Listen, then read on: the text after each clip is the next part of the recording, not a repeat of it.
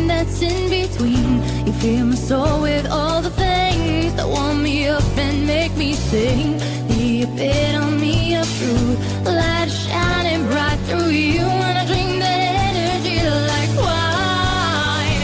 You're mine, 'cause you're flawless and hard, and it's all I need. Oh, flawless, yeah. Oh, baby, yeah. Oh, flawless and hard, and it's all I need. Oh, flawless, pero maybe allora, let me know your heart.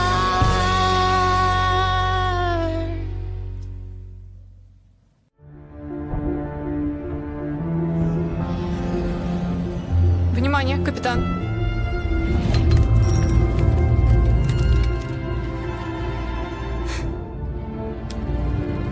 Come on, Shannon. Why don't you join me for dinner? You know why? Get rid of that uniform. Labour is in their blood. It is not in ours. And if I don't? You'll no longer be welcome in our family. It'll be as if you were never born.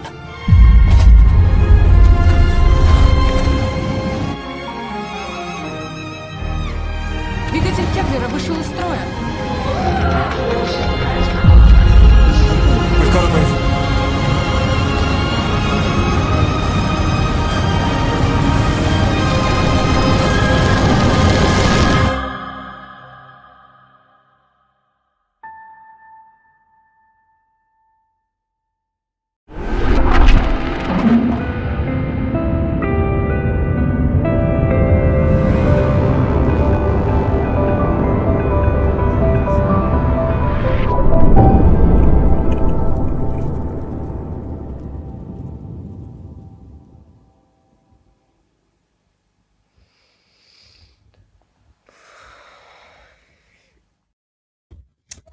Greetings, everybody out there in internet land. Boy, the sci-fi romance is thick this year. Let me tell you, it's getting better and better too. The stories are amazing.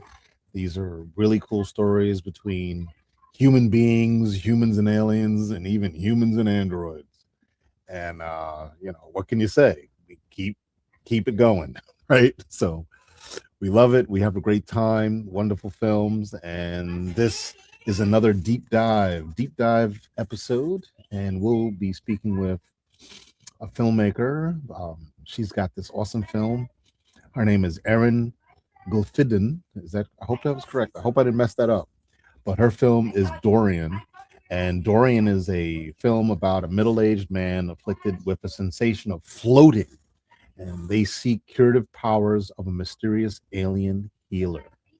Very interesting. This film came to us, and we said to ourselves, man, this is a little different. It's not the average type of alien encounter, first of all, but not the average type of story. It's a story actually of deep connectivity and trust that one must go through in order to be healed. They have to trust their healer, and they may go through some very uncomfortable experiences along the way to be healed. Very interesting.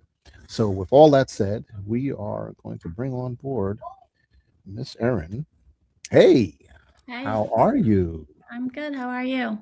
Doing well. Just to let folks know that Eren is from Istanbul. That's an awesome city. A great place to be in the world. However, she's New York based, and she is a writer, director, and editor. I want to talk about that editing. Her films and screenplays have received support and recognition from the Gotham, New York State Council of the Arts. The Future of Film is Female, and through her lens, the Tribeca Channel Women's Filmmaker Program. You've got one dossier. This existential flight obsession with healing and feelings of entrapment of some of the themes presented throughout her work. So, welcome, Eren. Welcome. That's some dossier you got there. You, for such a short period of time, you've really leaped and bounds. Congratulations on all of those successes, and coming from New York, which is my home. Oh, so, really? Yeah, I I'm from Queens. Yeah, Nice. yeah, yeah. Yeah, my So favorite bagels are from Queens. where do you go? Utopia Bagels. Utopia Bagels. What street is this? Utopia Bagels. That sounds close to Brooklyn. Utopia. Uh, Pretty sure it's in Queens, but yeah, they're the best bagels. If Yeah, you're back in New York, you gotta go. yeah. I will be there this either first or second quarter. Utopia Bagels. How are they standing up against cats? Actually, they are. There are quite a few of them in New York. There's a couple of them in Queens. Mm-hmm. There's one on Jackson Avenue. Remember, I said I thought it was close. One on Jackson Avenue, Long Island. But this Oh, the one you're referring to is in Whitestone. yes, it's a little far. Yeah, you're up in the Whitestone area. That's way for folks to know. That's way up north. And Yeah, if people want a little geography lesson, we could do that because I'm bad. yeah. I mean, New I'm York. in Manhattan, but we drive there just for the You're bagel. kidding. You're kidding. That's so funny. Okay, we got to share. We have to share this with folks. You don't mind, right? We're gonna share this with. Not at This all. is this is really funny. So give folks a little bit of a understanding of New York City geography. Okay. So remember, we're talking about New York City. So let me put it up here, right? So this is New York City includes this place here. I'm gonna zoom in a bit. This place here, which is Staten Island. Like nobody likes Staten Island, but they're New Yorkers. And then all this here, this piece here, I'm sorry, that was the wrong piece. That shows you how long I've been out of New York. This piece here is Manhattan Island. Okay, it's all islands, right? And then this piece here is Brooklyn, Kings County, which is part of Long Island. And then you have Queens, which is part of Long Island. Most folks don't know, but New York City, most of New York City is on an island. Four of the five boroughs are on island.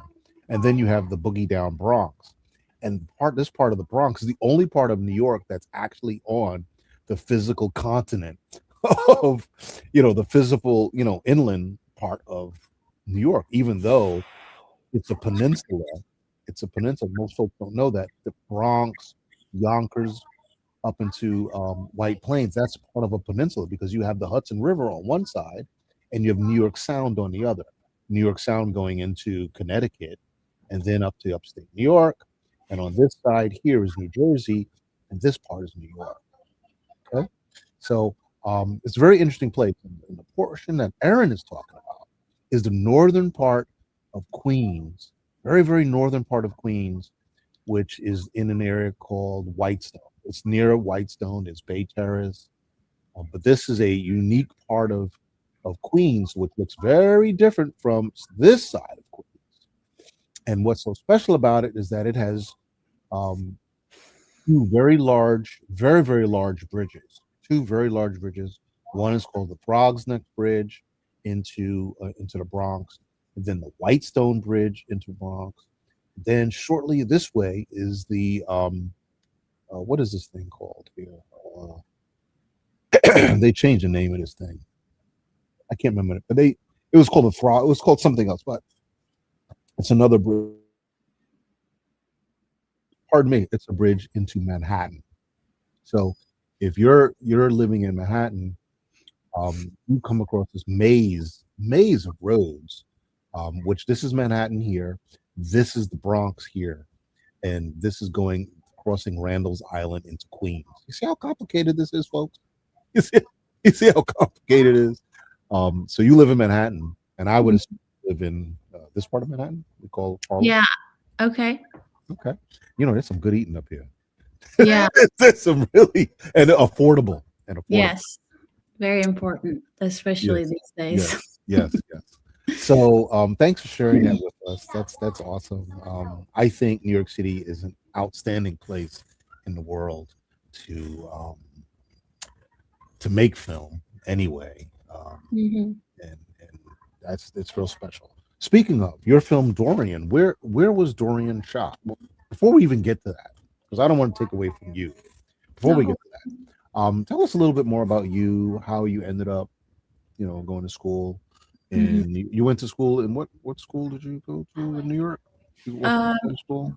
well, I moved here for college, and I actually went to a school in Pennsylvania. Oh wow. And Oh wow. then after graduating, I came to New York, and Yes. I did like an exchange thing at NYU, Okay. just to be like more hands-on with film, Yes. production Yes. and stuff. And yeah, and then I just moved here, and Was I've been working here no ever since.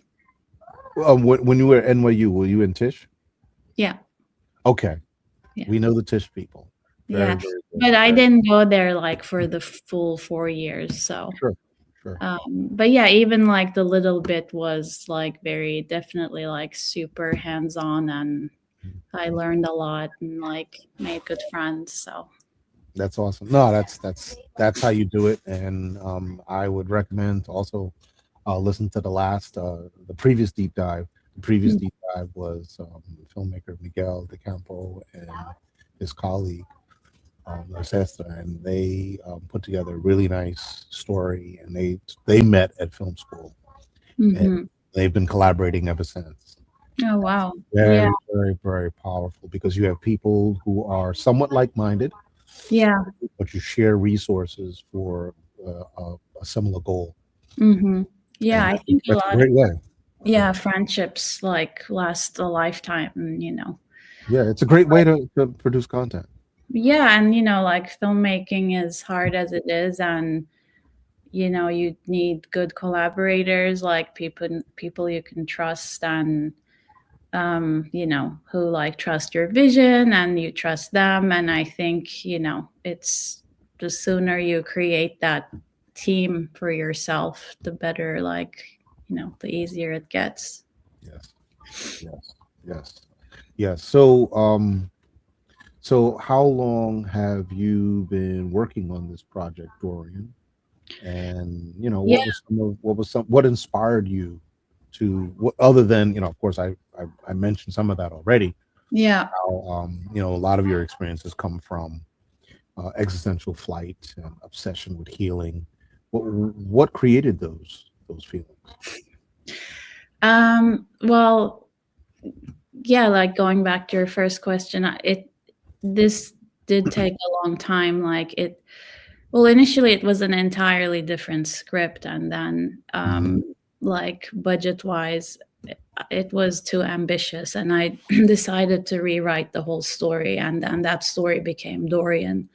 Mhm. But even the original, like the script before Dorian, was also like on a different planet, and it had Mhm. an alien figure, um and it all kind of stemmed from this interview I saw on the BBC years ago. Maybe you remember there was this interplanetary mission called Mars One. Do you remember that? It was like one of those like first, oh, we're gonna like send you to Mars to colonize it kind of things, like a private one. And they were interviewing like they were interviewing the finalists who then Mhm. supposedly they were going to choose from those people, and then they were Sure. going to send like a handful of them to Mars.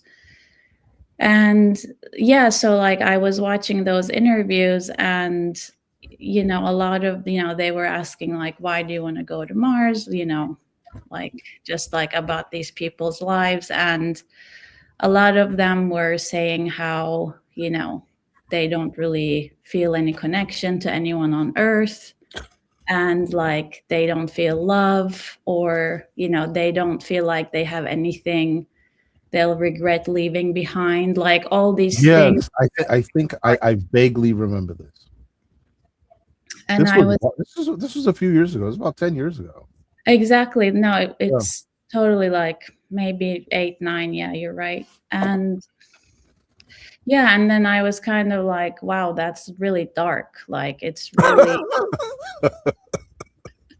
Not to laugh, but yeah, it is. You're right. You're right. yeah, I mean, I was just like, we're laughing, but like when, yeah, you really think about it, it's just like super sad to be in that position. I mean, maybe not for some people, but for me, just to feel so alone and like, okay, like I'd just rather be on a different planet kind of feeling must be so terrible. So anyway, I was just like thinking of all this, and I was thinking like, you know, you know, what makes someone want to like abandon their home planet forever and like not ever want to look back kind of thing. Wow. Wow. No, that's a valid, that's a, it's a valid conversation. And wasn't Elon Musk involved at some point, or isn't I it? don't know, But but you that's know, he kind of looped in at the end of this conversation, I think, by saying, you know, well, you can come on my ship. These are perfect candidates for me. right. Because I don't want you wanting to come back. These are one-way trips. Yeah, exactly. That's the other thing. It's, you know, could be a suicide mission for all you know. It is And a suicide mission. That could be. It is a suicide mission. I yeah, just, and then you know, it's just not labeled that way because no one's going to want to insure it. exactly, yeah. And then it turned out, of course, that like this was kind of a scam company and it all fell apart. But yeah, and at the time, like I was going through, you know, my own like some anxiety issues, and like, you know, it was also kind of like a personal exploration too, you know, Sure, you sure. know, and like, you know, looking for like different avenues of therapy and healing. And like, I was a little, I don't want to say obsessed, but like eager to find the right form of like therapy for myself, you know, like, Sure. is it Sure. talk therapy? Is it like acupuncture? Is it something else? Like I was doing like Shaolin Kung Fu, and I was like basically trying. Shaolin Kung Fu. Yeah. Folks, my apologies. This is really the typeset for the content of the show, Deep Dive. I don't have a license to practice, but we're hearing something very interesting here. Go on, please. Wow. Yeah, so You you know, pictures of that? You got any pictures of that Shaolin stuff? I don't have photos, but yeah, I would go every week, and yeah, it was actually really like a really great practice, like super grounding, like more like a dance rather than like anything violent. And it was just a great group of people. It was in New York, in on 27th Street. Yeah, it was great. Downtown. That the 27 going downtown. Yeah, like Okay. near Chelsea, Flatiron, that Yeah, area. that's right. That's right. Yeah. I can't remember the name of the park over there. There's you obviously was one of the Madison parks over there. Square Yeah, Madison. Yeah, Yeah. yeah. Very close. Wow. So, yeah. So, yeah, so that's, you know, that was basically the story stemmed from all these experiences. Like, Do you think this was from absence of family and friends from home, or what that's a the great drivers? question. Yeah, I mean, definitely I've been far from my family for a long time. You know, I see them. It's not like I don't see them, but we don't live in the same country. And then Yeah. I have a lot of good friends, so I don't think it was a friend thing, but absolutely, like, I think when you leave home at a young age and then, you know, even though you have friends and community, I think you always kind of, yeah, I don't want to say like struggle, but I think it's always like this dilemma, you know, like Sure. you don't feel fully, I don't know, like, Fully present. yeah, or like, you know, there's definitely, especially when you're younger, I think this thing about like, do I belong here? Do I belong there? Like, Yeah. It's a what, lack of yeah, warmth. a little bit It's of a lack, identity. yeah, it's a lack of that warmth that comes from being at home and the security of being at home. Yeah, exactly. Absolutely. And like young, and, you know, you're trying to be independent. And I think, you know, what's interesting about this country, I feel like, I mean, maybe other countries too, but maybe I feel like Eastern cultures are a little more like family oriented. And I just feel like here, after you graduate college, you're kind of like, you're an adult now, like go figure it out, and it's kind of all of a sudden, but you're only like 20, you're like still a kid. Yes, So that's correct. uh, In the US, you are yeah, exactly. till 25, pretty much. Sure. And I think, it's like there's a lot of pressure to like figure out who you are and like make a living and, especially like if you're doing it all yourself, pay rent, then like pursue your passion or all those things. So, yeah. Very powerful. Very powerful. So, these experiences pretty much are the driver for Dorian. And Hmm. I'm curious, what was that experience? What was the experience when you shared this with your faculty? Because I'm very interested in knowing about the film schools. And the Mm. reason why is we have content coming in through certain film schools in the world. We get content from Tish. We get content from a couple of film schools in Australia. I don't know who. Yeah, you mentioned that you got like Yeah, a ton of films from them. from China, from France. Hmm. Um, I don't know where in South America, but we get content from South America, which is a new provider, supplier, content Hmm. supplier in these days. So I'm curious, what how was the reception when you told your faculty, and you can name them, but when you told them, I want to make this science fiction project, was there like glorification? Was it excitement? Oh, somebody wants to do something really deep like science fiction, opposed to something that would be nonfiction. Well, I mean, I graduated a very long time ago and I don't really Okay, have like any connections with okay, faculty now. So I'm sorry, I can't really answer that. okay, okay. But I have shown it to people and like more like at organization level, like the future of film is female and Sure. um, yeah, so maybe for me it's not that relevant, the faculty aspect of it, but yeah, I think science fiction in general is seen like as, something a bit more ambitious for like younger filmmakers to venture into.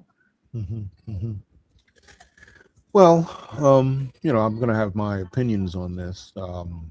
You know, you've gotta figure out what doesn't work sometimes to know what works, Hmm. and practice makes perfect. Um, Yeah. and it's I not mean, even perfect. It's part of the perfecting process. There's right. never such thing as perfect, but there's perfecting. Yeah. So, and filmmaking school itself is a perfecting process. You got to do these things. You got to learn how to figure out these things. You do it on paper first, so you Yeah. don't waste time and money. You're meant to minimize that, and then you go out and do it. Yeah. And so that's very interesting to me.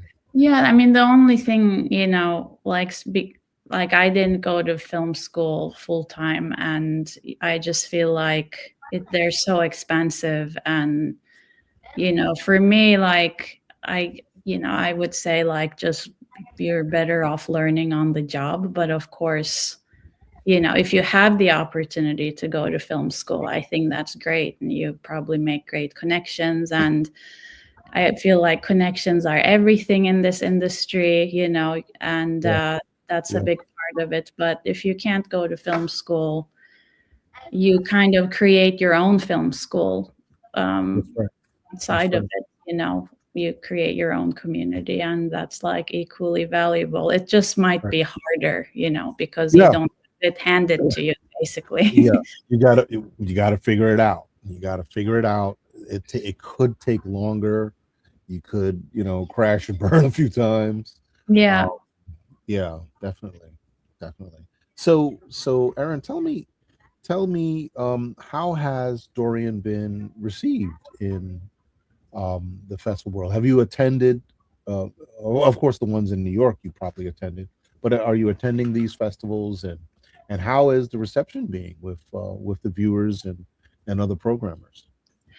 Yeah, I really. So it premiered at a French festival called Les Intergalactiques. I don't pronounce it that Yeah, well, but it's wow, Festival of the Intergalactics. yes, Wow, did you go? I couldn't go to that one, Oh, unfortunately. wow. Yeah, In I Lyon. really wanted No. to, Wow. but Okay. that's where it premiered, and then it was shown in New York at the Nighthawk Cinema in Brooklyn as part of the Future of Film is Female filmmaker showcase. Yeah. And the reception was wonderful. It was a huge theater. It was like a real theater, which was really cool. And Yeah. the sound was great. The picture was great. I had really good feedback from audience members, and like one person was like, "Oh, I never knew you could achieve so much in a short film," which was like really That made meaningful you feel for real me. good. Made you feel real good.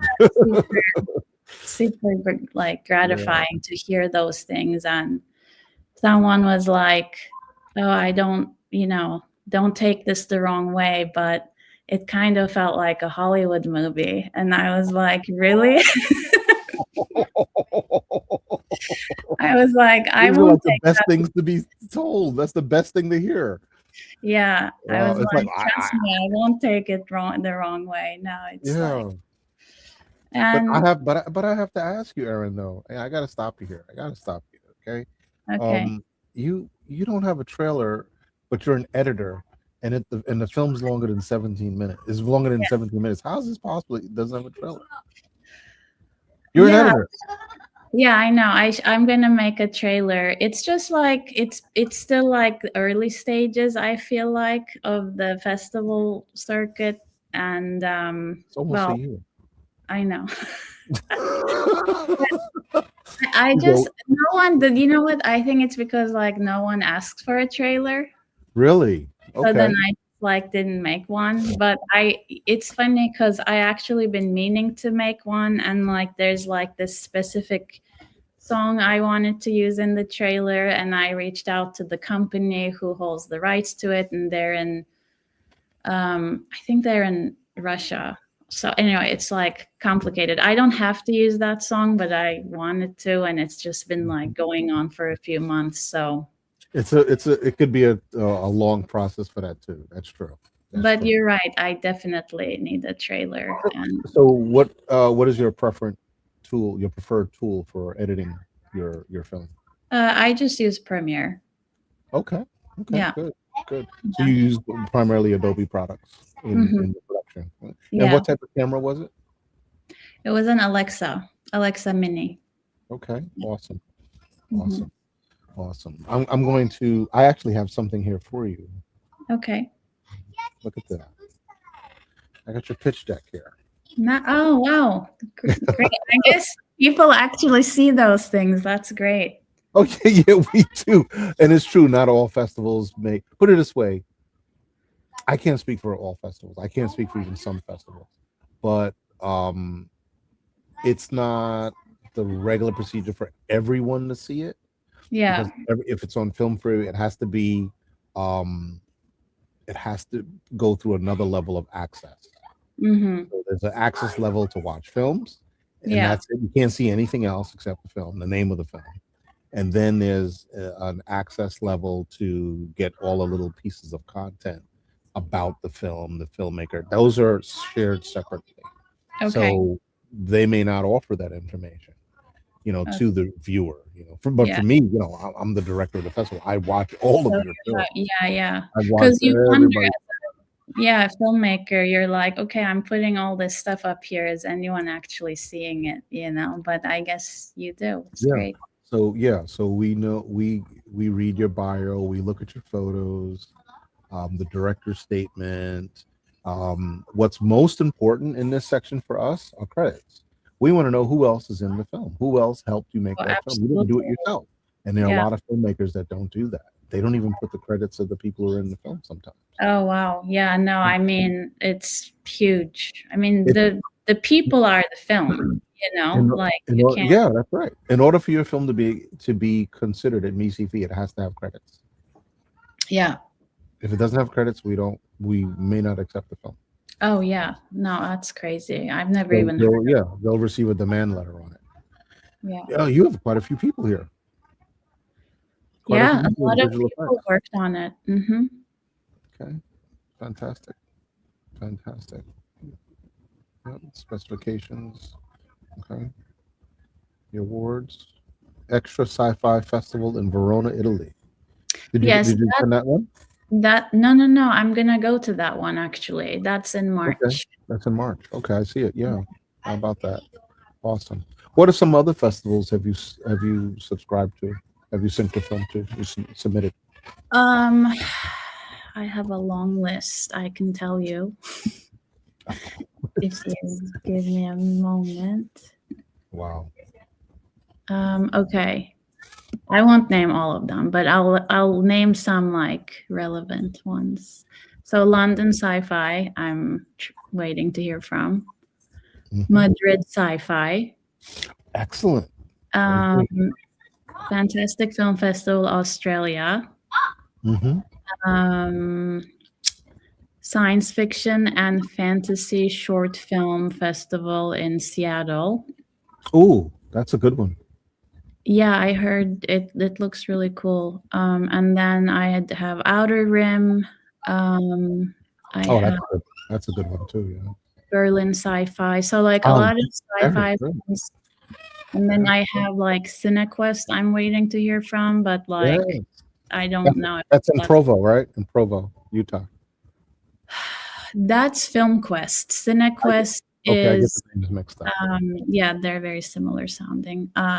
CineQuest is in the Bay Area, I believe. Oh, very nice. Very nice. So yeah, I have a That's an bunch. easy trip. That's an easy trip for New Yorkers. Yeah. Affordable So trip. hopefully some of them will take it, we'll see. Yeah. It's film festival, its circuit is it's tough. Like it's There's a lot of competition. a lot of competition, and yeah, I'm just so grateful for, the festivals that accepted Dorian and like gave me a platform, and it's like so it just means a lot. Like it's because it's super competitive, and Yep. kind of like shooting in the dark, and Mhm. yeah, so like like you guys and the other festivals, and I think what excites me about my acceptances so far that they've been like all these niche sci-fi festivals, and it's just been really nice to be embraced by like different sci-fi communities around the world, because it's Yeah. been like France, US, and now Italy, and hopefully others, but we'll see. Yes. You even had a casting director for your short film. Yeah. I don't see that frequently. For short Yeah. film, that's not the common meld. That's good. Yeah, I had a great casting director. She was super helpful. I really trusted her, and yeah. All right. That's fantastic. So what are your thoughts, Aaron, on science fiction as a whole, where it's going, and what are some of your what is Aaron watching? What are Yeah. you watching? What sci-fi are you watching? I think also like maybe you because you saw my film, like I'm more into cerebral sci-fi, and like I'm into the kind of sci-fi that makes me think and like makes me say like wow, or like something very unexpected. Yeah. And so like So have you watched The Expanse? You ever watched that? no, I never saw that. The Expanse, hold on, let me look it up. Yeah, that's really important. That's like the number one. The series? The number one series. Yeah, it's the number one show in science fiction. Period. For the next, probably for the next 10 more years. It's ridiculously good. I don't really watch a lot of shows. Like I think I just watch more films, but that's also Sure. probably why I like didn't see that. But yeah, I Right. should watch that. Recently I actually watched this Lithuanian sci-fi film called Vesper. Have you Yes, seen I've heard that? of that. Bro. I really like that one. That was really cool. And like I like old sci-fi. I mean, like one of the biggest influences on this film was like Tarkovsky's Solaris. Yes. So like that was a big influence. And then, like 2001, of course. It's one of my favorite films. Of course. Yeah. Of course. Yeah. So, what do you think about the Star Wars and Star Trek franchises? What are your thoughts on them? I mean, I love the old Star Wars. Oh, you do? Yeah, I mean, I grew up watching them like constantly. I had their little like little figurines. They were actually my dad's, and but yeah, we had like the origin. Like, I mean, I don't know if they're the original, but like they were probably from the 80s or something because Wow. He was a collector. yeah, definitely like collector's item. But anyway, yeah, I love the first three, and then I also love I really like the other, like the prequels. The prequels. Yeah, I really like those. And then but after that, I kind of lost. I mean, I love the Mandalorian. Yes, with Grogu. Yeah, I thought it was a great story. I don't know why they extended it though. I thought it like ended just where it should have ended.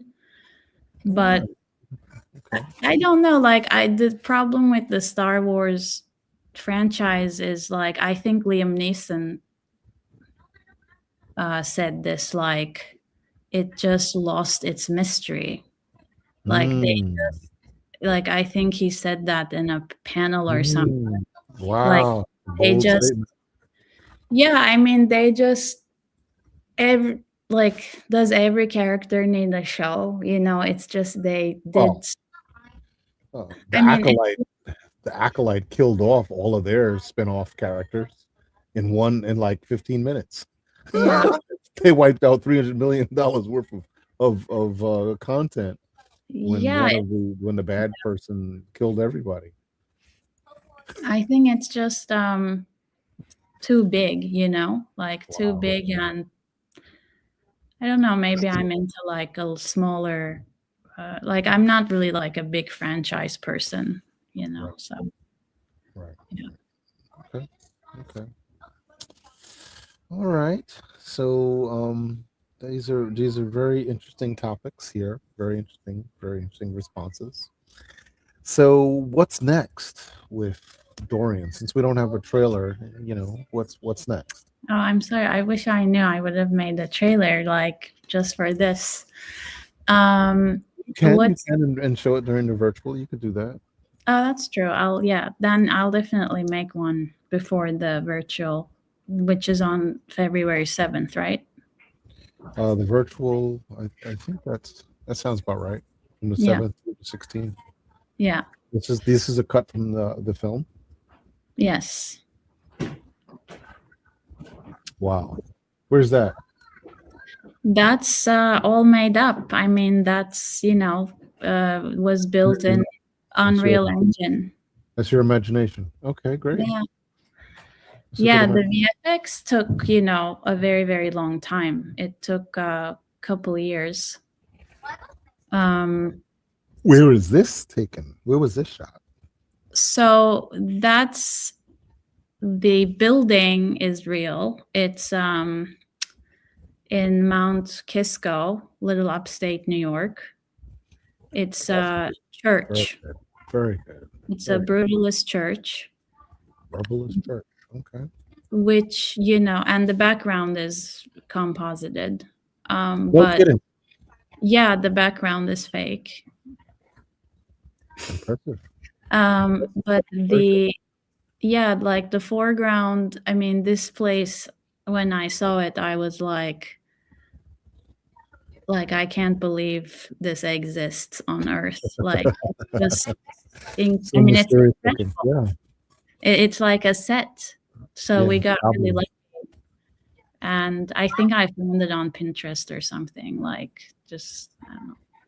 That's Pinterest awesome. is, by the way, incredible for image search. Like, Yeah. highly recommend. Yes. So anyway, yeah. That's Aruru, the alien character. Yeah. And that's Ulrich, the main character. Like, I mean, there are only two characters. So, and that's the earbuds they wear. It's like the translation device. Translation devices. Yeah. Yeah. Very, very important when it comes to extraterrestrial conversation. Right. I know. So, yeah, they're both with. Yeah, she's handing the box to him there with the little devices in it. So, That's awesome. yeah. That's awesome. Very nice. Very, very nice. Yeah. So what's next? What's next for Eren? So yeah, I mean, hopefully some more festivals for Dorian, and then I'm working on a few feature-length scripts at the moment. Okay. So, because this is my third short, and I think I'm ready to make a feature, because like, especially with this one, A science fiction, right? Science fiction. one science fiction, and then so I have like three going on, like one science fiction, one like early 1900s period piece set in New York. Okay. And then the science fiction is also period. It's like set in the 50s. And then I have a Turkish film set in the 90s. That's like drama narrative. So yeah, I have a few things going. That's fantastic. That's great. That's really good news. Yeah. The last thing a filmmaker wants to do is 5 years later be starting on a new film. You want to You want to be developing that film while you're at the festival. Yeah. People can ask you what's next, and you want to be able to tell them, and you want to be able to show them, and you want to have that conversation, because you never know. There's a good chance that somebody at the festival that sees your work has the money to make the next film happen. Yeah, that's cool. That can happen. I hope so. Yeah. Yeah, awesome. Yeah. All right. So, with that said, I think we've covered a bit. Unless there's a few more things you want to add. Anything else you might want to add? No, I mean, I think we talked about a lot of stuff, and yeah, I hope people watch it during the virtual festival. I'll definitely tell everybody, and Awesome.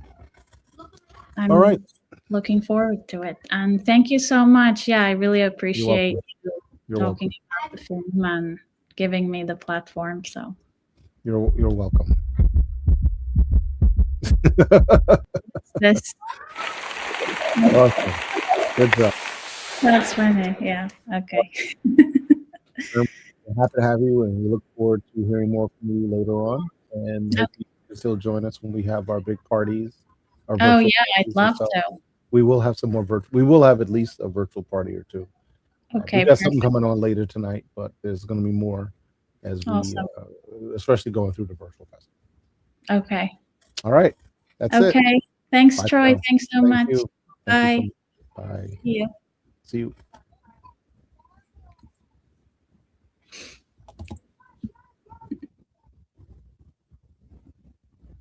All right. That was neat. Thanks so much, folks. We're closing out this episode, and the next deep dive is coming up soon.